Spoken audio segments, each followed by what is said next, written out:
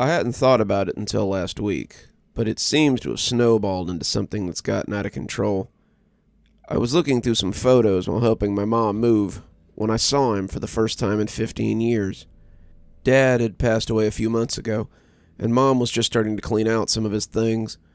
The picture had been taken at a birthday party, my 9th birthday party, to be exact, and it showed my friends and I standing in front of the house and smiling as my mom took the picture.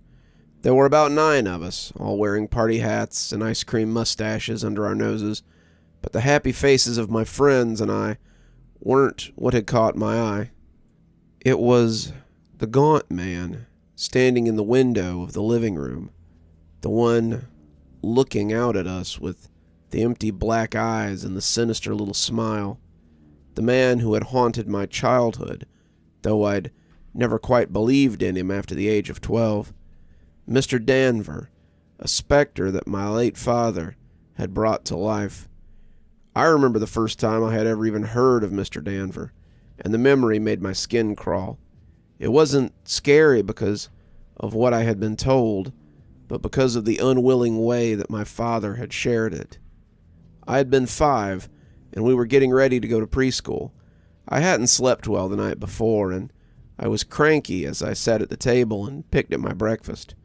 I was wearing half my school clothes, 1 sock, 1 shoe, and I was so far from being ready that when my dad saw me, you could tell that he knew we were going to be late. "Come on, kiddo, we need to get moving. Finish your breakfast, get your clothes on, find your shoes, let's get on the road." I don't remember what I said to him, something snarky and grumpy, and when he turned back to me, he spoke before he had quite made up his mind to. "You better hurry and get ready before Mr. Danver comes to get you." The silence that hung after that statement was enough to make me turn my head and look at him, and that's why I saw when he slowly put a hand over his mouth. He was looking at me like he'd just sworn, and he was afraid that I would start repeating it. He seemed terrified of what might suddenly come out of my mouth. "Who's Mr. Danver?" I asked, and that seemed to seal the deal. Dad went rigid, not all at once, but slowly, like something petrifying. His eyes stared out at nothing, his mouth opening a little bit as he gasped slightly. His body seemed to be trying to fight whatever was going on and failing, his mind railing against the inevitable. He looked like a landed fish, something struggling to breathe, even as it struggles with the hook that has pulled it from the water of life. And when I asked the question a second time, the hook seemed to find its anchor, and he stopped fighting. "He comes for bad kids, naughty kids, kids who don't listen. He finds where they hide, and they go missing. When Mr. Danver comes to town, you better beware. When Mr. Danver comes to town, you better be scared. He's tall and old, with skin so thin. His hair is wisps, gray as tin. His teeth are sharp, his eyes are black. He'll drag you off, and you'll never come back. When Mr. Danver comes to town, you better beware. When Mr. Danver comes to town, you better be scared." He delivered it all in the well-trained cadence of an off-Broadway actor at an audition. It sounded like something he had repeated 1,000 times, and I realized then that it was something I'd never forget. The scariest part about it wasn't what he had said. It was how he had said it. The voice was so different from Dad's that it was like watching a ventriloquist talk through him. Suddenly, it felt like a stranger was in the house, and I shuddered as a cold chill ran through me. I didn't say anything in the face of that silence, but when I lifted a hand to my eyes, I realized I was crying. Large, silent tears were sliding down my face, and as my dad came out of his trance, he started crying too. He came to scoop me into his arms and pressed me to his chest as he repeated the same thing again and again and again into my corn silk hair. I'm sorry. God help me. I'm so sorry." When Mom came home to find us both watching Disney movies on the couch, she asked why he had called out of work and not taking me to school. When he explained the situation in soft tones as he pressed his mouth against her ear, she joined us on the couch and pulled me into her lap. That was the first night I saw the old specter, but it wouldn't be the last. I woke up with the most profound chill I'd ever felt. It ran up my cheeks like mice feet, and my eyes popped open as I lay in bed. The room was dark, my toys casting shadows across the floor as the moon crept in through the window. But I knew those spooky shapes were not the source of my discomfort. I could almost imagine that I heard the song Dad had sung as it scampered in with the air conditioner in the vents. I could see the dust motes in the moonbeams as they boogied to that haunted chorus, and as I stared at them, that's when I saw him. He was hunkered in the corner, his knees against his chest, his arms resting on his knees. He was looking at me from the pit of shadows where he sat, and when he realized I was looking back at him, I saw a wide grin stretch across his face. His toothy mouth stretched ear to ear, and as he stood up, I could hear his joints popping like kindling wood. His hair set neatly on his head, looking like the hair you saw on zombies in horror movies, and it brushed the ceiling as he stood up. He rose until his head nestled in the corner of that ceiling, his frame all of 8 feet tall. He had a hat in his hand, a hat I would later learn was called a bowler, and his arms were covered in a rich brown suit coat. He was wearing a suit beneath it, but I was only vaguely aware of it. As he rose, the moon casting his features in contrast, I was mesmerized by his eyes. They were dark pits of shadow that looked at me with mirthful knowledge. "Sorry to wake you," he said, his voice sounding like someone who's lost their breath to excitement. "I just wanted a peek. I'm sure I'll get a closer look sometime. Toodaloo." I started screaming then, and when Dad came in and turned the light on, there was nothing in the corner but the star stickers that stuck to the ceiling above the spot. Those stickers never glowed again, and I took them down when I noticed and threw them away. I was afraid he had gotten his taint on them. Dad pulled me into a hug, Mom beside him, hugging me in an instant, and both of them held me until the shaking stopped. After that, I saw him any time I did something disobedient. Sometimes I would see him lurking in the corners of my vision if I said something smart to my mom or dad. Sometimes I would feel those black eyes watching me if I didn't do my chores. There was a time when I heard him laughing after I'd gotten angry at my mom, and I was always quick to apologize and make things right. Mr. Danver made me conscious of my actions in a way that I'd never been before, and I was a better person because of it, I suppose. I never saw him when I was rude to my friends, but just the knowledge that he might be watching me made me forgive more often, and I was less likely to be cruel to others. Sometimes when I thought about cheating on a test or taking something from a store, I would imagine him just waiting to get me and think better of it. It all culminated when I was 12, on the day I ran away from home. I'd been looking forward to a sleepover at my friend's house that weekend, an event that was highly anticipated.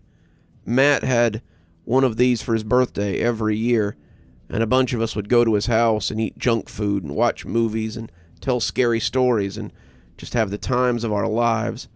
I'd been looking forward to it for weeks, and I knew that if Mom found the math test at the bottom of my bag, the one with the big red F on it, I could hang it up.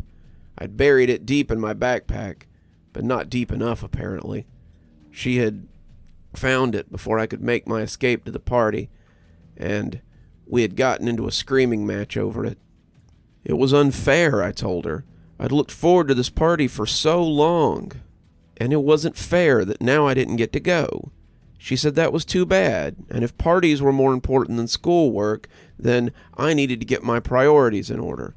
I was so mad, so furious with my mom, that I did the unthinkable before I could remember the specter of Mr. Danver. I told her I was going whether she gave me permission or not, and walked out the door before she could stop me. I ran up the street, heading for Matt's house, listening to my mom call from behind me. I expected her to be angry. I expected her to be upset. Instead, she just sounded scared. She told me to come back, that we could talk about this, but I was in no mood to listen. I was going to the party, whether she liked it or not, and nothing was going to stop me from getting there. It wasn't until I saw him standing under a burnt-out streetlight that I remembered the looming specter of Mr. Danver. When it began to flicker, I realized it had a little more juice in it. In the flickering light, I could see the tall, thin frame as he grinned at me, his translucent skin clinging to his face like a mask.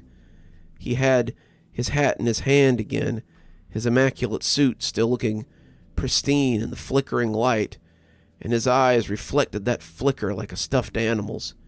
He looked unreal, standing in the everyday world, like a piece of Halloween decor that's a little too well made.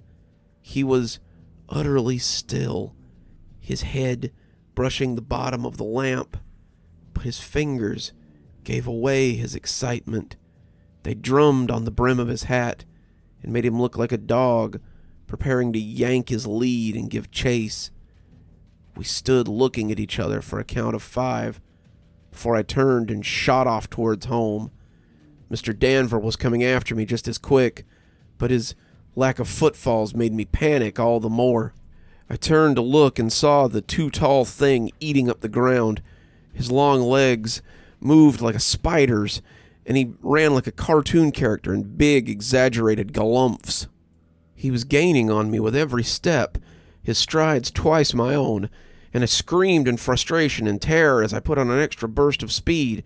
To think that a moment of frustration was going to seal my fate forever. I'd been hyperfixated on my behavior for so long, and now a sudden lapse in judgment was going to kill me.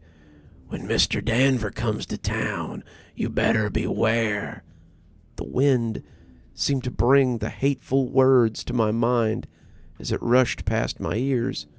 "When Mr. Danver comes to town, you better be scared." I was scared. I was terrified. When my house came into view, I was afraid that I would get snatched within view of the front door. Mr. Danver would reach out with one long arm and pull me into the darkness, and I'd be gone forever. It would happen just that quick, and no one would know what had gotten me. Correction, my parents would know. They would know, but how would they tell anyone? To admit to such would make them sound nuts and probably make people think that they were responsible for my disappearance. I turned suddenly, going through the gate and running up the walk, and I felt the icy chill of Mr. Danver's hand as it passed inches from me. I took the steps 2 at a time, praying the door would be unlocked, and when Mom threw it open, I leapt into her arms. "I'm sorry. I'm so sorry, Mom. I'm sorry. Please forgive me. Please don't let him take me." I pressed my face against her, not daring to look back into the yard. Mom whispered that she forgave me, but when she talked to Mr. Danver, her voice was a mixture of rage and an old fear. "Get out of here. All's forgiven. There's no misdeed. You cannot take him." I kept my face pressed against my mom, but I still heard Mr. Danver's spidery voice when he answered her. "Another time, then." When I peeked back, he was gone. Dad came home an hour later, getting off work early after Mom called him, but I was still shaking and sobbing on the couch. "Why?" I asked him when he came in. "Why did you tell me about Mr. Danver?" My dad was quiet for a moment, thinking about his answer, before sighing and saying, "'Cause it's not something I meant to do. it happens. Someday it'll happen to you too as well. Never. I would never do that to my child. I shuddered as he wrapped me in a hug, but I didn't pull away. Sweetie, you won't have a choice. I didn't have a choice. My father didn't have a choice. No one has a choice. Once you know about him, the knowledge demands to be shared. His name is dark knowledge, a secret shared by many, and it must be served. That was when he told me how he had come to know about Mr. Danver from his father. I was playing with something on the couch when Dad told me to clean my room. I ignored him, wanting to finish my game, and when he said if I didn't go do it now, he would call Mr. Danver, I looked up, and when he said it, the look on his face was both confused and afraid. Dad, your grandpa, wasn't always the nice guy that you know. He joined AA when I was in high school, but before that he was a drunk. He could be mean when he was drunk, too, and I should have known better than to hesitate when he asked me to do something. Instead, I asked who Mr. Danver was, and when he sang me the little song, it was the soberest I'd ever seen him up until that point. The words were forced out of him like vomit, and when he finished, he threw his arms around me and told me how sorry he was. Dad looked at me, and his eyes were hollow pits.